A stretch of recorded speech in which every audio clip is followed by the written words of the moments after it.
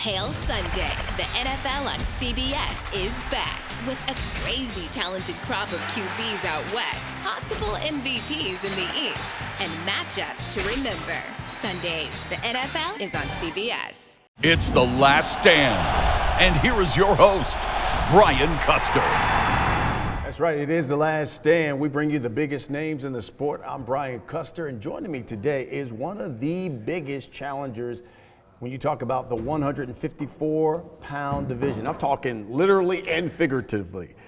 He's known as the Towering Inferno, Sebastian Fundora, with us on The Last. How are you, my man? Great. Great to be on here. I'm excited. Yeah, Laura, listen.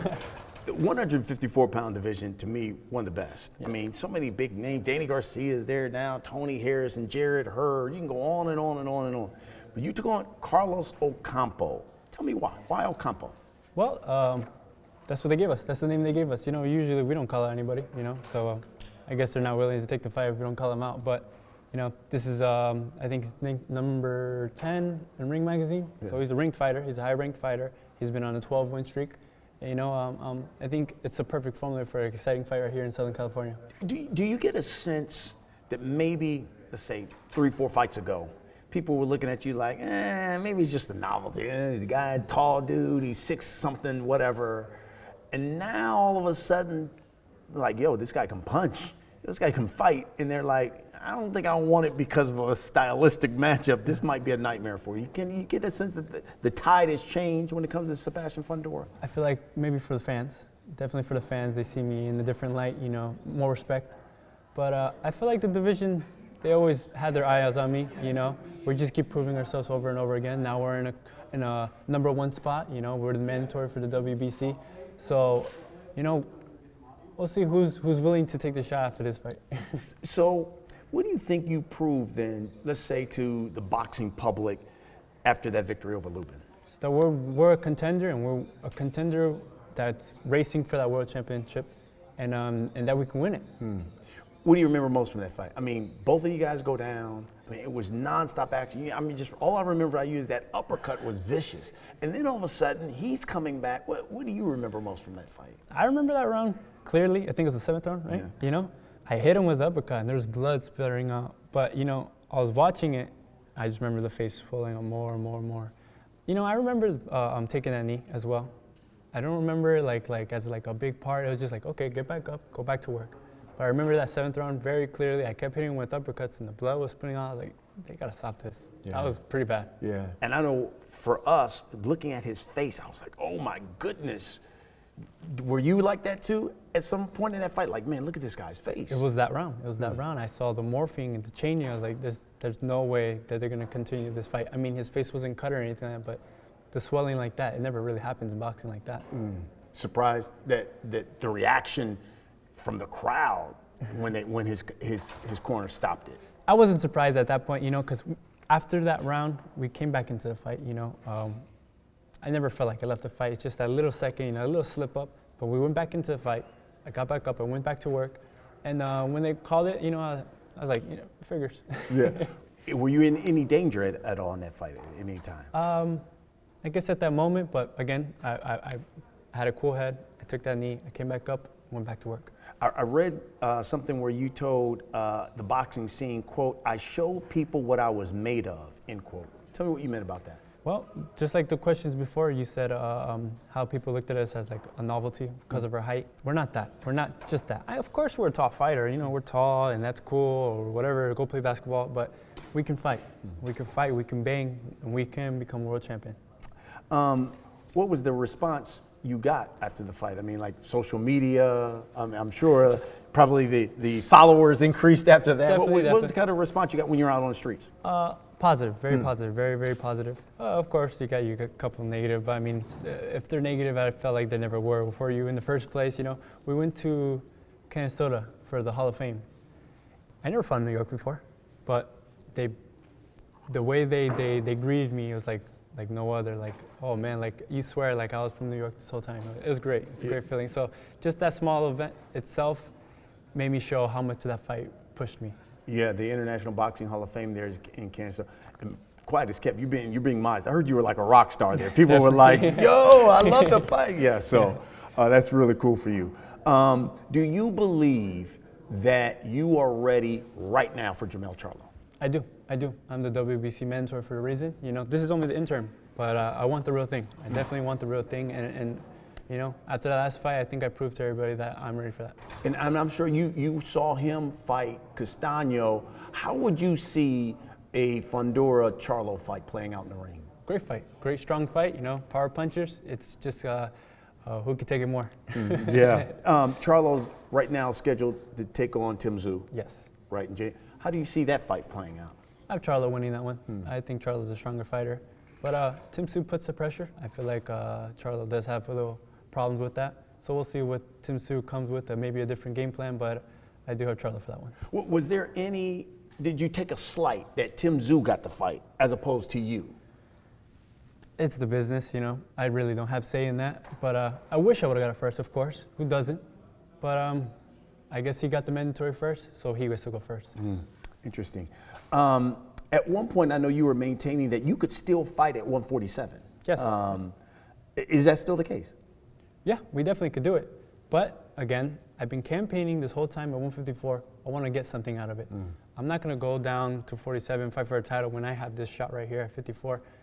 I'm comfortable here at 54. I've been walking at this weight class my whole career. My whole career I've been doing at 154. I'm going to get something first. I also heard you at one point say that, listen, I'm starting to fill out my body now. Hey, I'm putting on muscle now in some of these camps. How long do you see yourself at 154? Well, that's not even a question for me. That's a question for God. Right now, I'm comfortable, but who knows? Maybe this holidays, I'm going to go up. You never know. But as of right now, 24, 154, it's good. Yeah. I know family's really big for you. Definitely. Obviously your father trains with you. Your sister obviously always works out right along with you. She had her 9th fight over the weekend. You said you believe that she's going to become a champion before you. Why is that? She's just that good, out of everybody in the family, she's just the one that grabs boxing and makes it hers, She really is that talent. And I think she can become the face of women's boxing.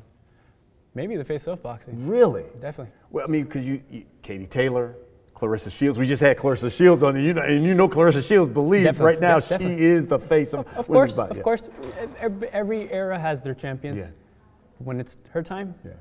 I'll prove it. I'll put money on it. Right. I don't even gamble, but Yeah. I'll put money on it. I'll put a nice quarter on it. And you tell me why. What is it about Gab that you says, she's got it? I can't even explain it. You'll see this Saturday. She's fighting as well on the card, so you'll see. And this is only her 9th fight. She has not even half of what I have. She's already there. Interesting. At 6, did you ever consider playing basketball? I did in high school, and I played for a month. I didn't learn how to dribble. I didn't learn how to shoot. All the short kids were taking the ball from me. The first reaction to that was one. I flinched to punch him, but I was like, no, you can't do that. That's not the sport. This is not the sport for it. But the reason I ended up playing because I never got the permission slip signed. So I blame myself. That's hilarious. Here's the thing I love about you is because you give off this air as like, Clark Kent. I wear the glasses, I'm preppy, and then you get inside the ring and you're a killer. Is that on purpose? This is how I am. I guess you can call me a nerd, whatever. I don't really care. I like the video games. I like all that stuff. But when it comes to boxing, you have to be focused. You have to put on a show for everybody, and I train hard for it. So if all those things I have to do for boxing, then I'm gonna do it. You have to be a killer in the ring. You have to want to hurt somebody. It's just outside the ring, you don't have to do that. So. And it's interesting because there's some guys who can't turn it off. And you've been fighting for how long? I've been boxing I've been competing since I was 8, but I've been around boxing my whole life. Wow. And you've always naturally been able to turn it off when you're out of the ring. Definitely. Boxing and life, they go together, hand in hand, but there's some stuff in boxing that you don't have to bring out in real life. Say, bringing that toughness. I guess some fights in life are battles and stuff, but not everyday things. I don't have to wake up and mad dog my sister because she drank all the milk. That's hilarious. And you're only, what, 24? 24, yeah. 24. And so what would, if you weren't boxing, what would Sebastian Fundora be doing? Going to school, Maybe after boxing. I want to become a teacher now. Before Really? I want to become a psychiatrist for kids, But I've been talking to these kids in their schools, you know, and seeing how they react. And so I want to be part of that. I want to become a teacher, maybe a guidance counselor, but we'll see one of those things after boxing. I mean, you know, you look like a teacher now. You know that, right? You look like a, well, I'm like, oh, you look like a teacher now. That's tremendous. What do you think about these YouTubers? Jake Paul now, these guys are making millions in your sport, and you've given blood, sweat, and tears to. These guys come right in, boom, make $1 million because of their following. Is it good for the sport, and do you like it? Well, hopefully, I would imagine it's good for the sport because, yeah, they're bringing in new fans, but maybe they're just bringing their fans for them. You know, it's like, yeah, I'll watch Logan Paul fight, but I'm not going to watch anybody else fight. I don't care about him. I care about Logan Paul. So, like, the fact that they're making millions, well, they're making millions with YouTube, too. So it's like, with this, Justin Bieber can come, and he sings. He's a singer. He's one of the best singers in the world. And if he does a fight, and he can fight anybody, he'll make millions, too. They just want to see Justin Bieber. Yeah. They just want to see Logan Paul. They want to see Jake Paul. Whatever these YouTubers are, they want to see them. Yeah. And that's all it is. Interesting. Hey, what's up, everybody? I'm Brian Custer. I want to talk to you about our partner, Athletic Greens. You know, I started taking Athletic Greens because I wanted more energy, and I got to tell you, I absolutely love it. Athletic Greens doesn't taste super healthy. It's kind of mild, has that tropical taste, but I actually look forward to having it every single morning. So what is this stuff? Well, 1 scoop of delicious Athletic Greens, you're absorbing 75 high-quality vitamins, minerals, whole foods, superfoods, probiotics, and adaptogens to help start your day right.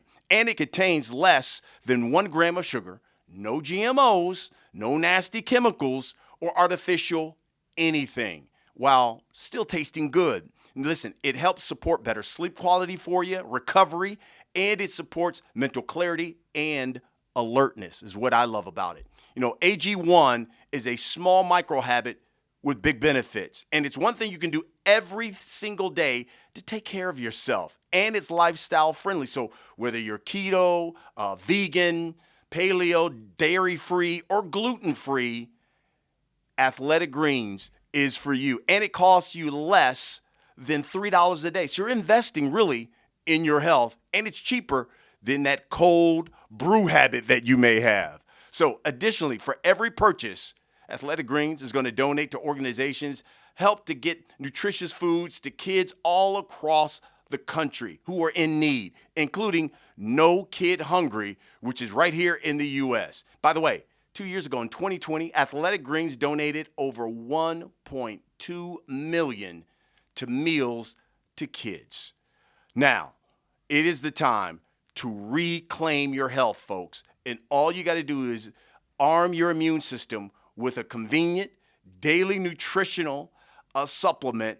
And listen, once we get into that cold flu season, this is something that you need, because just 1 scoop of water every day with Athletic Greens, and there's no need for the million of different pills or supplements to look out for your health. All you're going to need is Athletic Greens. And to make it easy, Athletic Greens wants to give you free a 1-year supply of immune-supporting vitamin D and 5 free travel packs with your first purchase. And all you got to do is visit athleticgreens.com/laststand. Again, athleticgreens.com/laststand.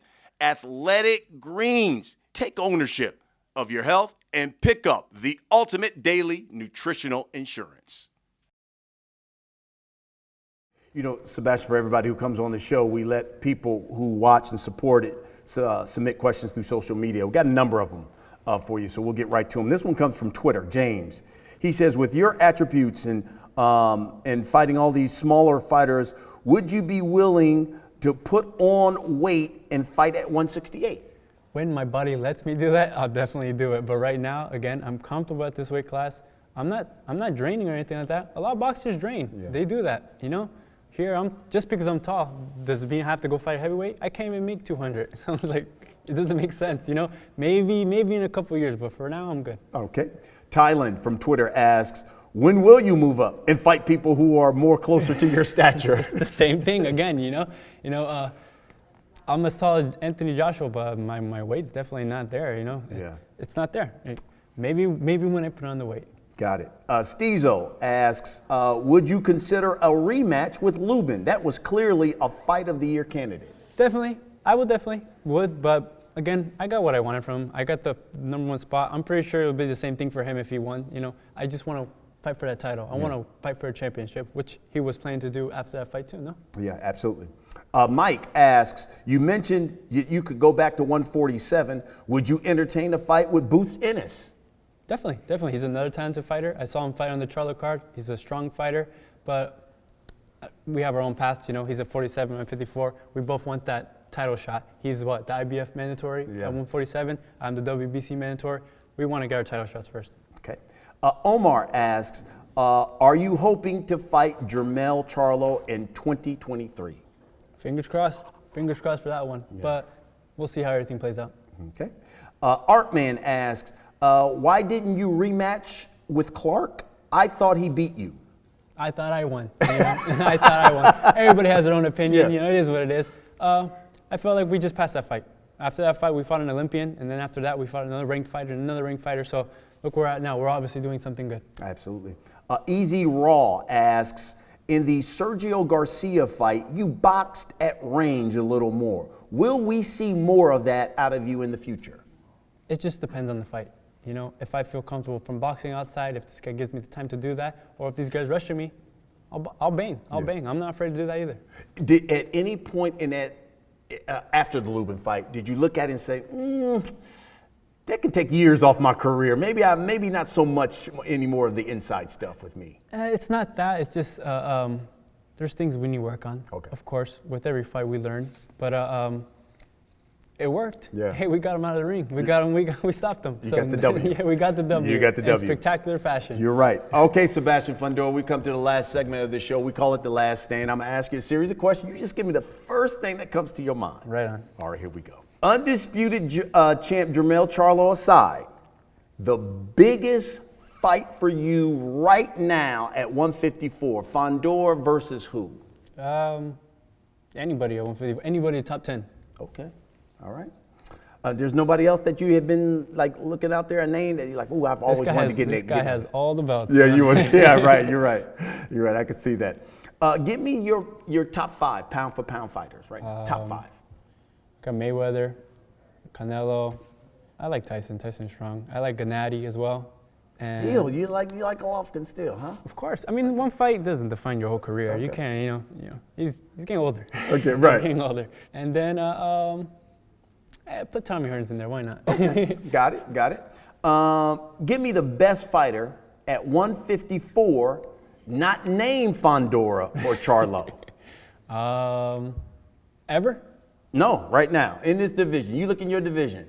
Best fighter at 154, not named Fundora or Charlo. I don't know. I guess you could put Tony Harrison and Tim Tszyu together. Okay. They're pretty solid fighters. I like it. All right, I want you to finish this. By this time next year, Sebastian Fundora will be world champion. Love that. I love that. So you said you taking out Jermell Charlo. We have to. I love it. Man, listen, I think you're a great guy. Thank you. And a fantastic fighter. Thank you. And really, I think, you're just, you haven't even peaked yet. You got so much more in front of you. Yes. But keep doing what you're doing. Thank you. It was great talking to you. Absolutely. That's what we do here on The Last Stand. We bring you the biggest names in the sport, like Sebastian Fundora. Thanks for watching, everybody. We'll see you again next week.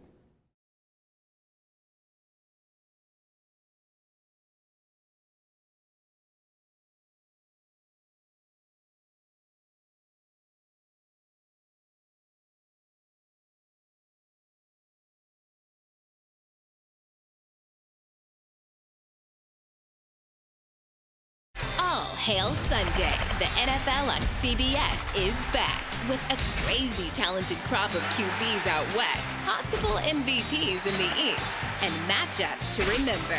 Sundays, the NFL is on CBS.